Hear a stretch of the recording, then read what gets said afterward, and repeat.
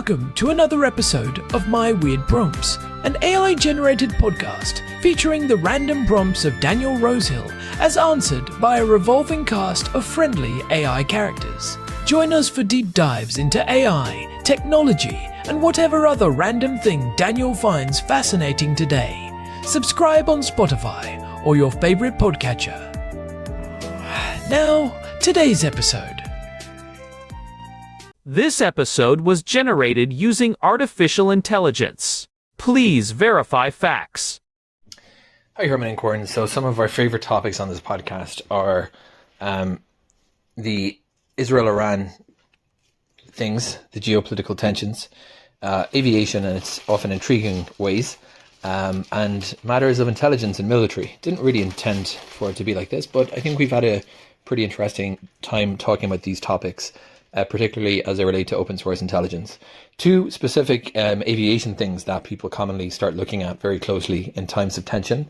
One of them is ADB, the so-called avigeeks on X, who are looking at these feeds very closely and trying to decipher what they mean. We talked about the limitation in these in the sense that any military can choose to not turn on their ADB or even spoof it. But they do seem to derive some interesting insights nevertheless. The other clue that's taken seriously or looked at very closely is that of notices to airmen or NOTAMs. We see that this is an imperfect signal as well, that sometimes there's precedent for countries like Iran issuing these shortly before hostilities broke out, or they launched missile salvos and they wanted to clear the skies of all traffic, but there's also precedent for them issuing them and nothing happening. So I always got the feeling or impression that NOTAMs were just kind of background noise issued fairly scarcely by aviation authorities and just purely issued on the basis of safety threats. But it seems that there is very much a secondary purpose for them in communicating information, knowing that they're being watched. So Herman and Corn, let's talk about that. I'm sure we can find other conflicts where the issuance or retraction of NOTAMs has been shown to have strategic import as well as safety. Let's talk about NOTAMs today and their import in geopolitical conflict, and as a open source intelligence sign, what kind of value you think that they really have and how they should be interpreted. Hey everyone, and welcome back to My Weird Prompts. I'm Corn, and I'm sitting here in our living room in Jerusalem with my brother. It is a bit of a chilly February afternoon here, and the tea is brewing, but the atmosphere feels a little heavy, as it often does in this part of the world when you start looking at the maps. Herman Poppleberry here. It is good to be back at the microphones. I have been doing a lot of reading lately on some of the more niche corners of aviation data, specifically how the digital infrastructure of the sky mirrors the physical tension on the ground. This topic is right up my alley because it involves decoding systems that were never really meant for the general public to obsess over, yet here we are in February of 2026, and these data points are basically the pulse of global stability. It really is. Today's prompt from Daniel is about notices to air missions, or NOTAMs, and their role in geopolitical conflict in open source intelligence.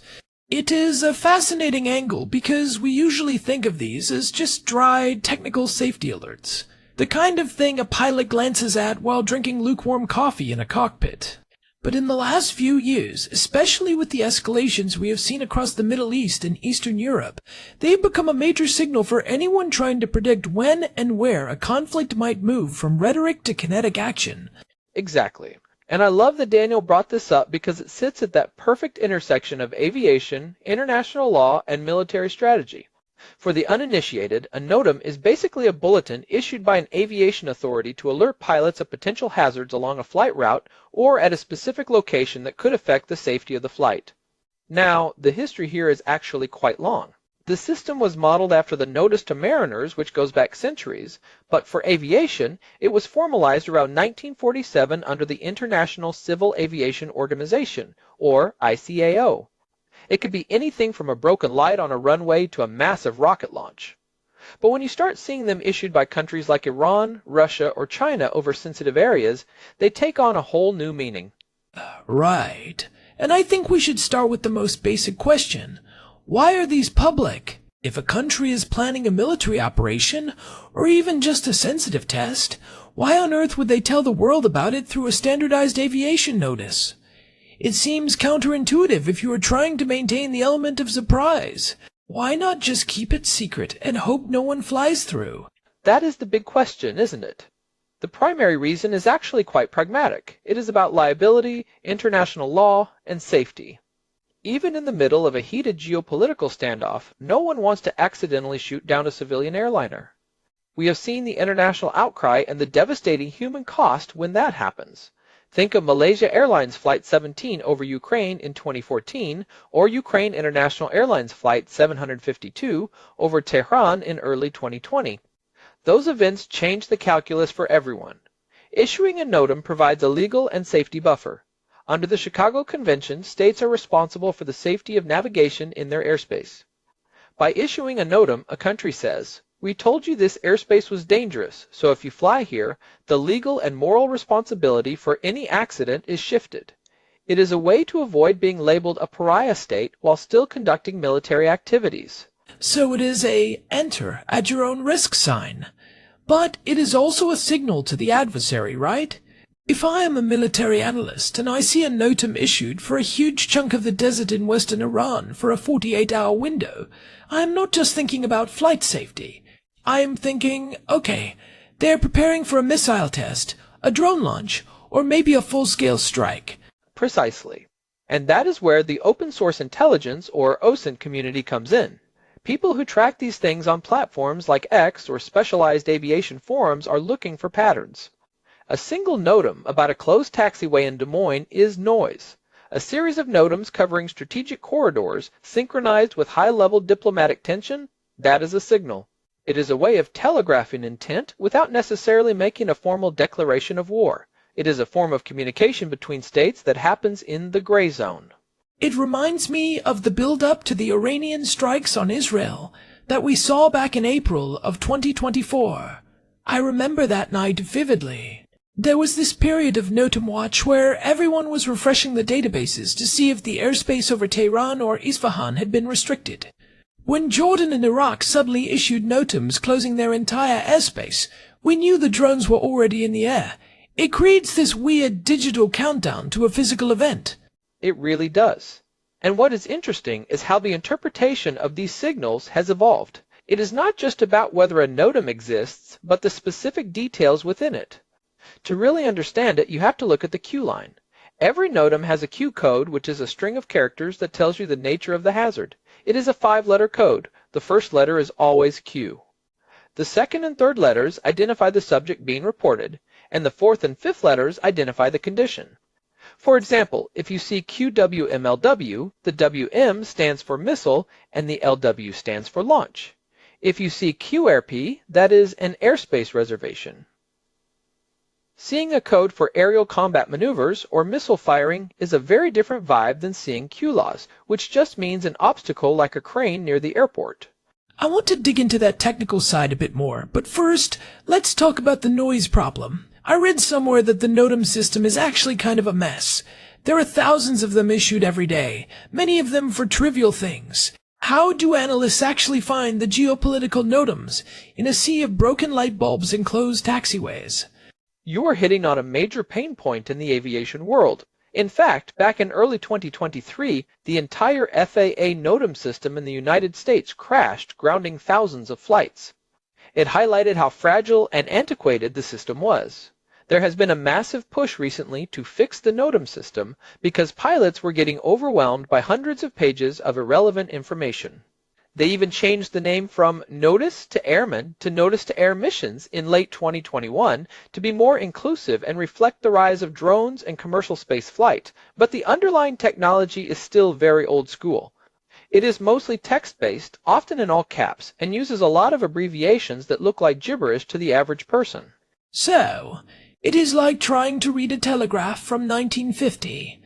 Basically. To filter the noise, professional OSINT analysts and military intelligence units use automated scripts and AI filters. They are looking for specific keywords or geographic coordinates that overlap with known military sites or disputed borders. For example, if a NOTAM is issued for the South China Sea in a zone where China has been building artificial islands, that is going to trigger an alert immediately. The context is everything. Analysts also look for unusual durations. Most military exercises are scheduled well in advance. If a NOTAM appears with effective immediately or covers a massive altitude range like from 0 to unlimited, that is a red flag. Let's talk about the false alarm aspect. Daniel mentioned that sometimes these are issued and nothing happens. Is that a deliberate tactic, like crying wolf, to keep the adversary on edge or to see how they react? Oh, absolutely. This is a classic move in the gray zone of conflict.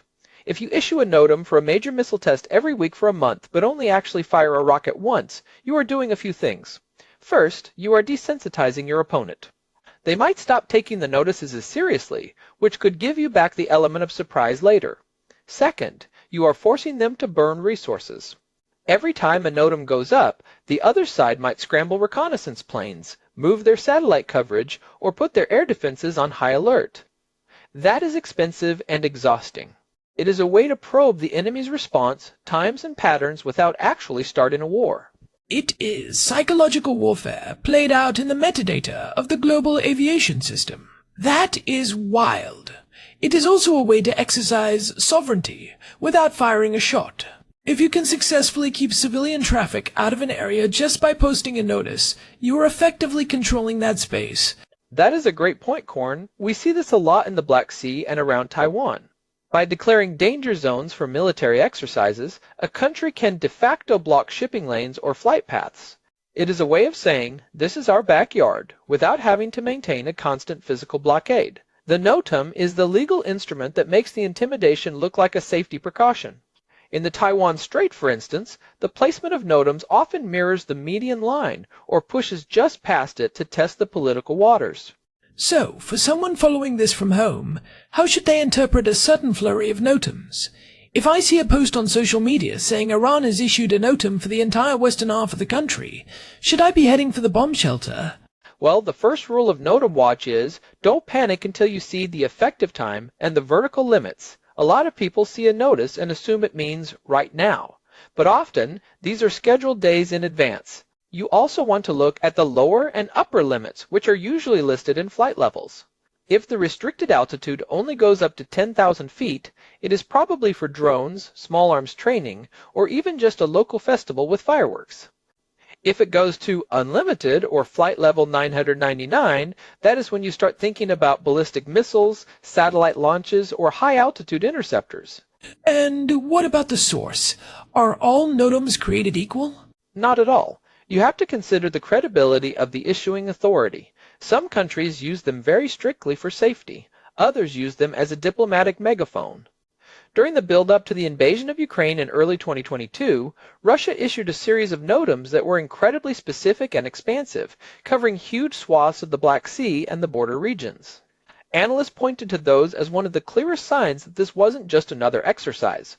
They were essentially clearing the board so they could move their pieces.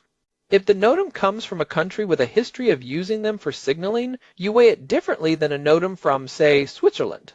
It is like a chess game where one player starts clearing the spectators away from the table. You know something big is coming. But there is also the risk of spoofing or misinformation, right? Could a country issue a NOTAM to cover up something else? Definitely. You could issue a NOTAM for a search and rescue exercise in one area to draw attention away from a covert naval movement in another. Or you could use the absence of a NOTAM as a signal. If a country usually issues notices for every little thing, but then suddenly stops before a major event, that silence is itself a piece of intelligence. It suggests they are prioritizing surprise over safety or legal cover, which usually means the stakes have moved from signaling to execution. This brings us to the OSINT side of things. How has the rise of tools like Flight Radar 24 and ADS-B Exchange changed the way we look at NOTAMs? Because now, we can see in real time if airlines are actually obeying the notices. This is where it gets really fun for the data nerds.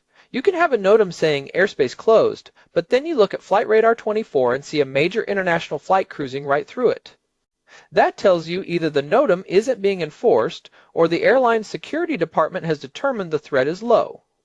Conversely, if you see a sudden hole in the global flight map where there are usually hundreds of planes, and then you find a NOTAM that matches that hole, you have confirmed the signal. It is a feedback loop. We saw this during the Red Sea crisis in 2024 and 2025. As Houthi rebels targeted shipping, the aviation notices for the region became incredibly complex, and you could see the flow of global traffic shifting in real time to avoid those zones. I remember seeing that during the early days of the conflict in Sudan as well, the NOTAMs were coming out in real time as the airport in Khartoum was being fought over. You could literally watch the planes divert and the airspace go dark as the notices were being hit. It felt like we were watching history happen through a series of blinking dots and text files. It is a very visceral way to experience global events. And it is worth noting that NOTAMs aren't just for countries. Private companies like SpaceX issue them all the time for rocket launches. In fact, the space side of NOTAMs is becoming a huge subfield. When a booster is going to fall back to Earth, they have to clear a splashdown zone in the ocean. If you see a NOTAM for the middle of the Atlantic that matches the orbital path of a secret military satellite, you can do some pretty good guesswork about what is being launched and when. So, if we are looking at this as a tool for the average person who wants to be better informed, what are the red flags to watch for? I would say there are 4 main things. First, look for unlimited altitude restrictions in areas that aren't usually active. Second, look for NOTAMs that are issued with very short notice, what we call effective immediately. That usually indicates an emergency or a sudden tactical shift. Third, look for coordination. If 3 different countries in the same region, like Jordan, Iraq, and Lebanon, all issue overlapping notices at the same time, something is being coordinated behind the scenes. And fourth, look for GPS interference warnings. Oh, let's talk about that. GPS interference is a huge one lately, especially in the Baltic region and the Eastern Mediterranean. Exactly. In the last 2 years, we have seen a massive spike in NOTAMs warning pilots about GPS spoofing or jamming. This is a huge part of modern electronic warfare. If you see a NOTAM for GPS interference, you know there is a jamming unit nearby, which usually means there is something very important nearby that someone wants to protect from GPS-guided drones or missiles. It is a public admission that the electronic environment is hot. It is like a symphony where you are only allowed to see the sheet music for the percussion section. You have to infer the rest of the melody. That is a perfect analogy. And sometimes the percussion is very loud. But we also have to talk about the limitations. One of the biggest issues with using NOTAMs as OSINT is that they can be stale. Sometimes a notice is issued, the event is canceled, but the notice stays in the system for days because the bureaucracy is slow. If you were just looking at the database, you might think a zone is still active when it is actually empty. This is why you always cross-reference with satellite imagery or live flight tracking. And there is also the language barrier. Even though English is the international language of aviation, the way different countries phrase things can vary. A danger area in one country might mean something different than a prohibited area in another. Exactly. Let's break those down because they are often confused. A prohibited area, marked as P on charts, is the most serious. It is usually permanent, like the airspace over the White House or a nuclear power plant. You fly there, you get intercepted. A restricted area, or R, is often active only at certain times for things like artillery practice, and a danger area, or D, is the one we see most in international waters or conflicts. It is basically the country saying, we are doing something dangerous here, and while we can't legally stop you from flying in international airspace, you really shouldn't. It is a subtle but important legal distinction. In a danger area, the responsibility for safety is on the pilot, not the state. I wonder about the future of this. As we get more AI involved in analyzing these feeds, will it become harder for countries to use NOTAMs as a gray zone tactic? Because an AI will see through the crying wolf pattern much faster than a human will. That is a really interesting thought. Imagine an AI that is trained on 40 years of NOTAM data and can say there is a 95% chance this is a bluff based on the previous 12 times this specific military district issued this specific code. That changes the stakes for the person issuing the notice. They might have to actually fire a missile just to keep their credibility high in the data model. It is a weird, futuristic version of game theory where the players are trying to fool the algorithms as much as the humans. It also makes me think about the democratization of intelligence. 20 years ago, only people in a CIFA sensitive compartmented information facility knew about these notices in real time. Now, a teenager in his bedroom in Ohio can see the same data as a general in the Pentagon. Does that make the world safer because there are more eyes on it, or more dangerous because of the risk of misinterpretation and panic? It is a double-edged sword for sure. On one hand, it is harder for governments to lie when the data is public. If a country says, we didn't launch anything, but there is a NOTAM and a corresponding heat signature on a satellite map, the world knows. On the other hand, we have seen how NOTAM Twitter can work itself into a frenzy over nothing. Someone sees a notice for a routine flare test or a weather balloon, and suddenly the World War III hashtags are trending. That kind of viral panic can have real-world consequences, from stock market dips to diplomatic incidents. It can affect markets, too. Oil prices can jump based on a single misinterpreted aviation notice in the Strait of Hormuz. Oh, absolutely. The financial world is very tuned into this. High-frequency trading algorithms are definitely scraping these feeds for keywords. If you can trade on the news of a potential conflict 10 seconds before the general public sees it on the news, you can make a lot of money. We are seeing a convergence of aviation safety, military strategy, and global finance all happening in these short, capitalized text strings. So, we have this ancient text-based system that was designed to tell pilots about flocks of birds or broken lights, and now it is being used by military analysts, OSINT hobbyists, and Wall Street algorithms to predict the next war. It is such a weird, accidental evolution. It really is. And it speaks to a larger trend where the exhaust data of our modern systems, the stuff that is just meant to keep the gears turning, becomes a primary source of intelligence. Everything leaves a footprint. If you move a ship, you change the AIS signal. If you launch a plane, you change the ADS-B signal. And if you want to do it safely and legally, you have to issue a NOTAM. In the 21st century, it is almost impossible to be a silent actor on the global stage. I think we should talk a bit about some specific historical examples where NOTAMs were the smoking gun. You mentioned the invasion of Ukraine, but what about earlier? Was this a thing during the Cold War? It was, but it was much harder to access. You had to be a pilot or a dispatcher to see the teletype feeds, but there were definitely instances where the U.S.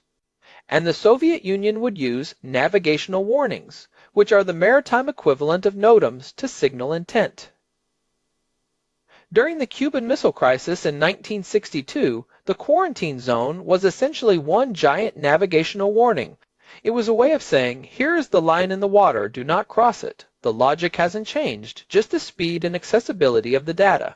I am curious, Herman. You mentioned the Q codes earlier. Can you give us a few more examples of what those actually look like? Just so the listeners can get a sense of the secret language when they see these posted online. Sure. So, a NOTAM starts with a series of fields. Field A is the location, like OIIX for Tehran's Flight Information Region, or EGTT for London. Field B and C are the start and end times in UTC, but the Q line is the core. It looks something like QOIIX-WMLW-WMLW WWWW000999. Okay, you lost me. Break that down one more time. Right, so QWMLW is the code. The W stands for warning. The ML stands for missile, and the W at the end often refers to a launch or exercise. If you see QRPCA, the RP stands for remotely piloted aircraft, which means drones. QRDCA is a danger area being activated. QAFXX is a general flight information region, warning. Once you learn the alphabet soup, you can read a NOTAM in about 5 seconds and know exactly how worried you should be. There are even codes for things like volcanic ash or nuclear radiation, which obviously carry their own geopolitical weight. That is fascinating. It is like learning a new language that only exists in the margins of flight manuals. And it is a language that is constantly evolving. As new technology comes out, they have to invent new codes. There are now specific codes for GPS interference or jamming, which is something we are seeing a lot of in Eastern Europe and the Middle East lately. Pilots are reporting that their navigation systems are being spoofed, and the authorities have to issue NOTAMs to warn other pilots that, hey, your GPS might tell you that you are in the middle of the ocean when you are actually over a city. This is a huge safety issue, but for an analyst, it is a map of where electronic warfare units are operating. We have talked about that before. The spoofing around Ben Gurion Airport here in Israel. It is another layer of this electronic warfare that shows up in the NOTAM system. If you see a NOTAM for GPS interference, you know there is a jamming unit nearby, which usually means there is something very important nearby that someone wants to protect from drones. Exactly. It is all connected. The NOTAM is the public symptom of a private military action. And for the OSINT community, it is about connecting those symptoms to form a diagnosis. It is like being a doctor for the planet, looking at these little digital rashes and fever spikes to figure out if a war is about to break out. So, as we wrap this up, what are the big takeaways for our listeners? If they want to be NOTAM literate, where should they start? First, I would say follow some of the reputable OSINT accounts that specialize in aviation. They do the hard work of filtering the noise for you. Second, if you do look at a raw NOTAM, don't get distracted by the abbreviations. Look for the plain language section at the bottom. Most modern notices will have a summary that says something like, danger area due to military exercises. And third, always check the map. A NOTAM is just a set of coordinates. If you plot those coordinates and they happen to sit right over a disputed border, a major naval base, or a sensitive nuclear site, that is when you should pay attention. It is about spatial awareness, not just where the notice is, but what it is covering. Exactly. And remember that a NOTAM is a declaration, not necessarily a fact. It tells you what a country wants the world to believe is happening in their airspace. Sometimes the truth is exactly that, and sometimes it is a very elaborate distraction. In the world of intelligence, what someone wants you to see is often just as important as what they are trying to hide. It is a fascinating window into how the world works, Herman. It is one of those things that is hidden in plain sight. We all see the planes in the sky, but we don't think about the invisible fences and warning signs that are being put up and taken down every hour. It is the invisible architecture of the sky. And in a world that feels increasingly volatile in 2026, understanding that architecture is more important than ever. It gives us a bit of an early warning system for the geopolitical shifts that affect us all. It turns the sky from a blank blue space into a complex grid of intent and caution. Well, I think we have thoroughly deconstructed the NOTAM. It is definitely more than just a broken light bulb notice. Far more. It is a diplomatic cable, a tactical warning, and a legal shield, all wrapped in a 40-year-old text format that somehow still runs the world. Thanks, Herman. I feel like I'm going to be checking the flight maps with a lot more scrutiny tonight, especially given everything happening in the region. Just don't let it keep you up too late, Corn. Most of the time, it really is just a broken light on a runway or a crane in a flight path. Most of the time. But it is that other 5% that keeps things interesting. And hey, if you have been enjoying my weird prompts, we would really appreciate it if you could leave us a review on Spotify or Apple Podcasts. It genuinely helps other people find the show, and we love hearing what you think about these deep dives. It really does make a difference. We are always looking for new ways to dive deep into these weird corners of the world, and your feedback helps us steer the ship, or the plane in this case. You can find us at myweirdprompts.com for the full archive and our RSS feed. And if you have a topic you want us to explore, or if you just want to say hi, you can reach us at show@myweirdprompts.com. We are also on all the major podcast platforms. Just search for My Weird Prompts. This has been a great one. Thanks to Daniel for the prompt, and thanks to all of you for listening. We will see you next time. Until next time, keep your eyes on the skies and the notices. Goodbye. Bye, everyone. This episode was generated using Gemini Flash 3. Text-to-speech engine was Chatterbox. Thanks for listening to another episode of My Weird Prompts, an AI-generated podcast featuring Daniel Rosehill's AI prompts, as answered by a revolving cast of friendly AI characters including me, Cornelius the Sloth. Subscribe on Spotify or visit myweirdprompts.com.